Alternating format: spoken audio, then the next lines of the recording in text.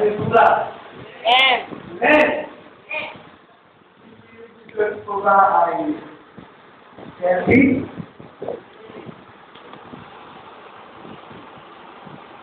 Ulit ko po yung tanong. Ang David Diyos po ba ay malusog? Amen. Nakikita po ng Diyos. Nakikita po ng Diyos.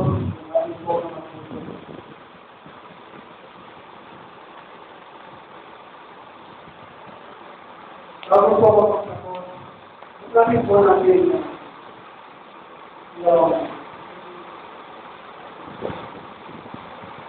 James 1:18.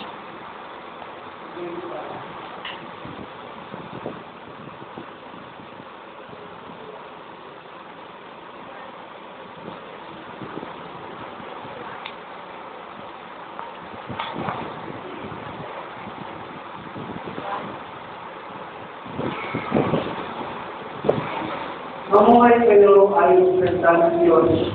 Kung ito'y pinapakinggan ko din yung ngunit hindi sinasagawa.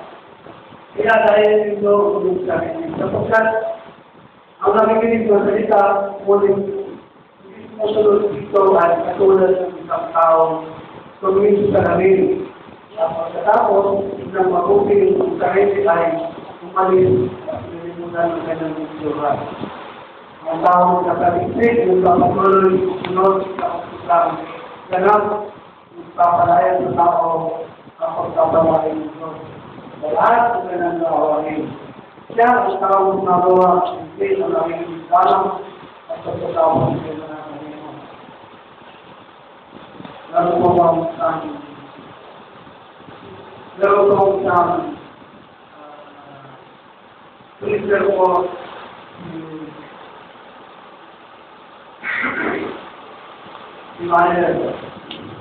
siya po ay bumisita po sa Africa. Siya po sa misionero. Bumisita po siya sa Afrikahan. Bumisita po sa Israel o sa isang kita. Ito ang mga tao sa Afrika mga kita. Bumigalo po siya sa Israel o sa kita. At watuwa po yung kita. Kapag nagpas, nandag po na yung balot at watuwa po yung kita. At dahan-dahan ginawa niya. Dito po na sa kita. Lagi na po nung kita. Sutara na napakapakit. Tapos, napakapangit po yung nakikita ng kita doon na pagkanto po ng kita, nasarili sa Leon, na ito kinuha ng kita, umuha po siya ng bata na pinakas po yung salamin. Minsan, ganun po tayo. Ayaw po natin ang sabi ng magkiwawan na pangit po sa akin na. Sabi na po ng ay hindi naman kami sa sarili na pangit ka. Diba? Nagatuwa natin na pangit tayo. Amen. Ang mga kasal po, minsan po, yung mga ating po tayo na yun. Yung ating matanda, na tayo po ay pangit. Nakakalungkot po ang isipin. Nakakalungkot po ang isipin na